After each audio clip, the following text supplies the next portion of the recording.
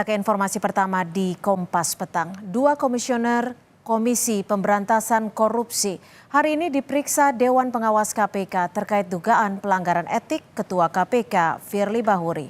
Wakil Ketua KPK Alexander Marwata mengaku ditanyai soal dugaan pemerasan dan foto Firly dengan ex-Menteri Pertanian Syahrul Yassin Limpo. Diperiksa selama 1,5 jam, Alexander Marwata mengaku tak tahu menau soal dugaan pemerasan Firly, juga soal fotonya bersama Syahrul Yassin Limpo. Alex justru mengungkap bahwa laporan dugaan korupsi di Kementerian Pertanian sudah masuk KPK sejak Februari 2020, namun baru ditindaklanjuti setahun berikutnya dan proses penyelidikannya tidak diinformasikan ke pimpinan. Tetapi penetapan tersangka Syahrul Yassin Limpo bukan berasal dari laporan tersebut, melainkan dari laporan aduan masyarakat lainnya. Marwata bilang jika satu pimpinan Mbalelo tak mungkin menghentikan proses pengusutan perkara.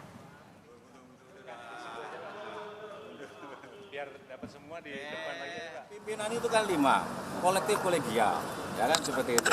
Kalau misalnya ada satu pimpinan yang Mbalelo, yakinlah itu tidak akan menghentikan proses, kan begitu. 2 pimpinan itu juga tidak akan menghentikan proses, masih ada 3. Kalau voting masih menang. Kan gitu. Jadi kalau ingin mempengaruhi perkara di KPK, suap yang 5 pejabat, ya, gitu kan? Atau paling enggak 3 lah, kan menang kan? Jadi kalau suap 1 doang nggak mungkin, Pak ya? Nggak mungkin. Gitu.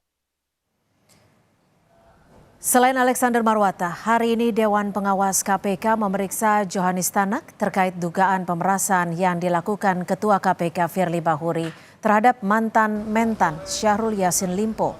Sebelumnya Firly mengakui dirinya bertemu dengan Syahrul Yassin Limpo pada Maret 2022. Namun Firly mengklaim pertemuan itu terjadi sebelum Syahrul menjadi pihak terkait perkara di KPK. Pemanggilan dalam waktu dekat untuk Pak Firly, Bu? Ya, kita berharap sih bisa lebih cepat. Tapi kalau Pak Firly-nya nggak hadir kan kita juga nggak bisa meriksakan. Untuk alasannya kemarin belum detail ya, Bu, dari Pak Firly apa aja, Bu? Kenapa mundur sampai tanggal 8? Kami tidak tahu alasan pengundurannya ya, nanti ditanyakan aja ke yang bersangkutan. Ketua KPK Firly Bahuri sebelumnya sudah dipanggil Dewan Pengawas KPK pada 27 Oktober lalu untuk dimintai keterangan. Namun Firly meminta jadwal pemeriksaannya ditunda hingga setelah 8 November tanpa alasan yang jelas. Firly malah muncul dalam turnamen badminton Kasat Cup melawan mantan Kepala Staf Angkatan Darat Jenderal Dudung Abdurrahman pada 29 Oktober kemarin. Untuk mengetahui perkembangan terkini pengusutan dugaan pelanggaran etik Ketua KPK Firly Bahuri oleh Dewan Pengawas KPK, kita bergabung dengan jurnalis Kompas TV, sudah ada Triksi Valencia di Gedung KPK Jakarta. Triksi, apa saja yang digali Dewan Pengawas KPK dari Wakil Ketua KPK Johanis Tanak? Apakah juga digali terkait perbedaan pendapat pimpinan KPK soal penetapan tersangka Syahrul? Triksi.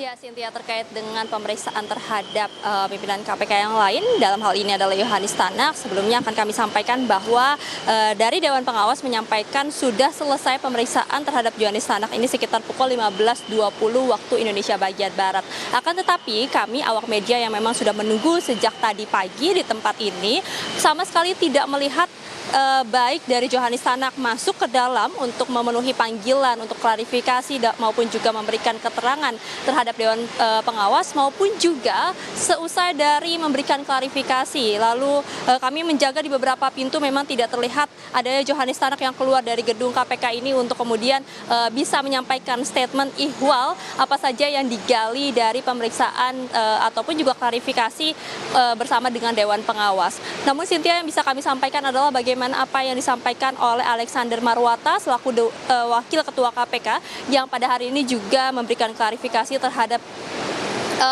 ihwal dugaan pemerasan yang dilakukan oleh pimpinan KPK.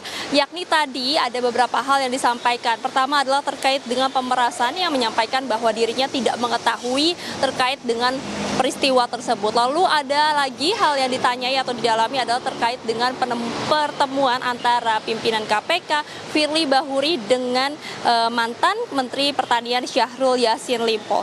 Dalam hal ini memang dijelaskan ataupun digali terkait dengan mekanisme proses penanganan kasus yang ada di KPK, baik dari pengaduan, penindakan, hingga pengawasan serta kontrol dari pimpinan KPK itu sendiri. Tadi dalam pernyataannya, Alexander Marwata ini menyampaikan bagaimana kasus ataupun juga laporan dari masyarakat ini sudah masuk dari tahun 2020.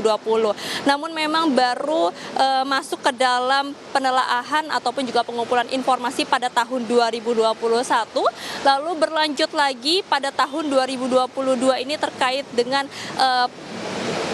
kenaikan kasus, prosesnya menjadi penyelidikan, dan barulah pada tahun 2023